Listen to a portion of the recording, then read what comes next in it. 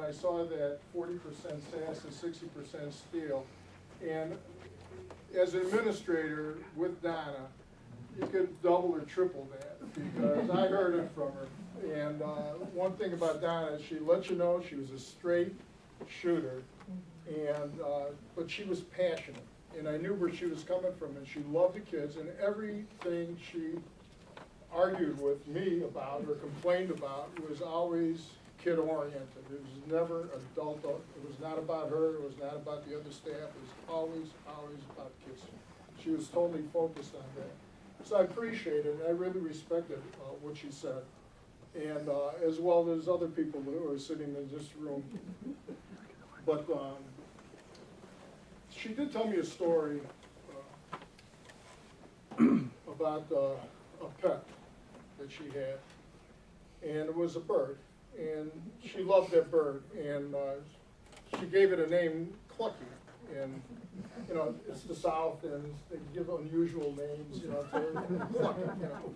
But anyway, she did love that bird a lot, and she looked forward to it. She'd come home from school, and she would, first thing she'd do is go pay attention to that bird and try to pet it, and just was enamored with it.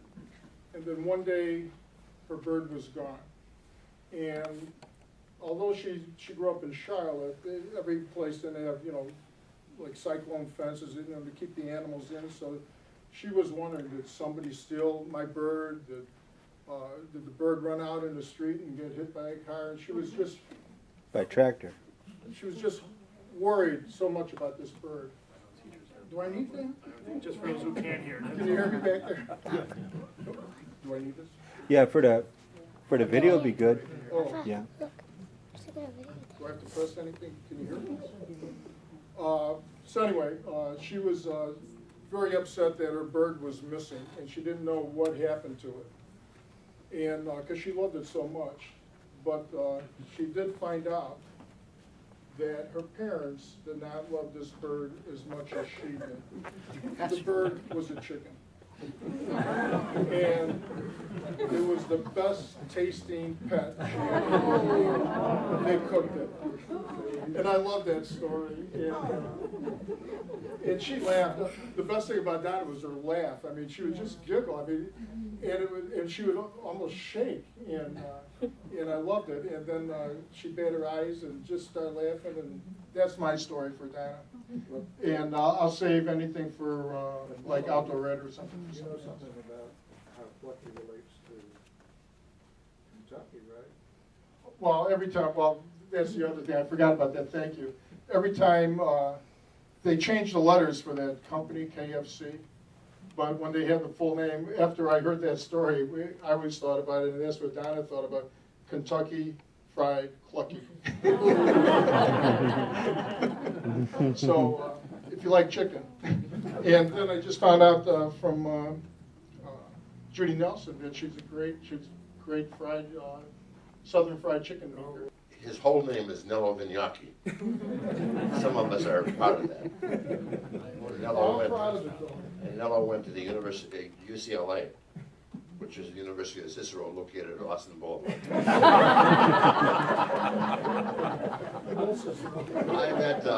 I met Donna in 1968. My draft board was nice enough to tell me that when I graduated in June of '68, that if I didn't have a teaching deferment, I would be in Da Nang, South Vietnam, by my birthday in July. So I did my Dan Quayle National Service by teaching school for 4 years and staying out of the Army. And I was a debate coach at Rich East High School, and Earl was a debate coach at the University of Chicago Laboratory School. And for some untoward reason, we became very good friends the first tournament we met at. And of course, the Bells lived in Park Forest, and I lived in Park Forest, and Earl and I got to be close friends, and we would spend a lot of time together. And Donna decided that Earl was spending enough time with this guy that she wanted to check him out, and invited me over for a fried chicken dinner at the Bell's house. And she sat there most of the dinner and she kind of looked me up and down most of the dinner and didn't say a whole lot.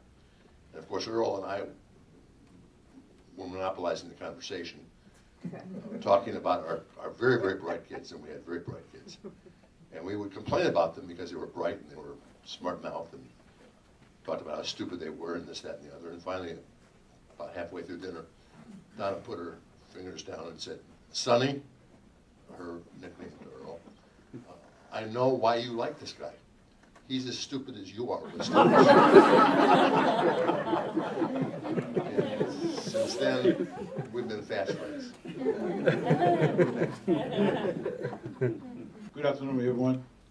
My name is Curtis. I met this young man some years ago, and we became good friends, and in the meantime, I met Donna through him.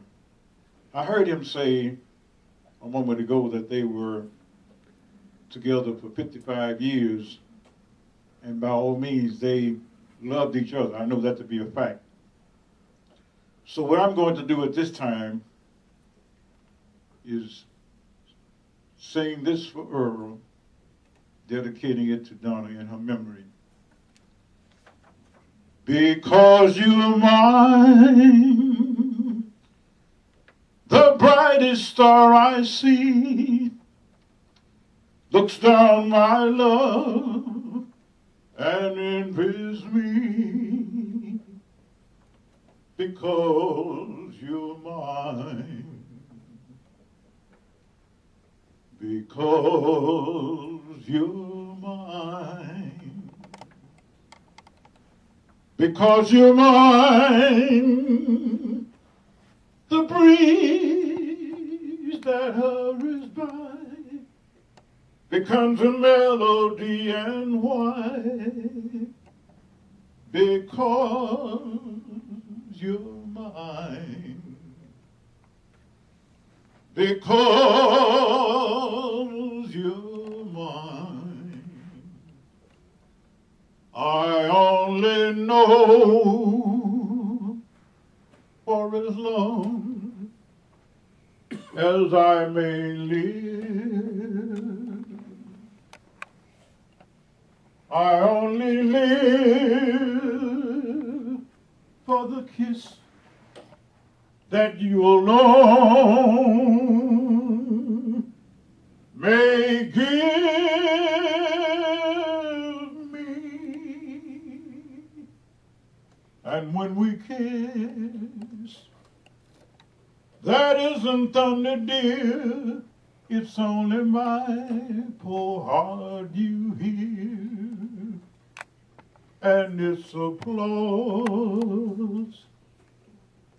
Because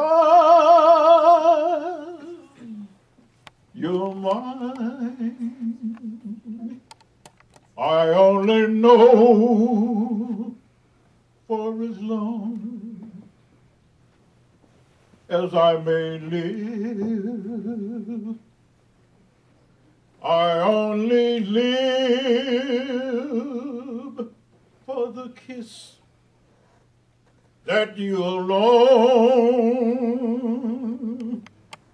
may give me. And when we kiss, that isn't thunder, dear, it's only my poor heart you hear. And it's applause because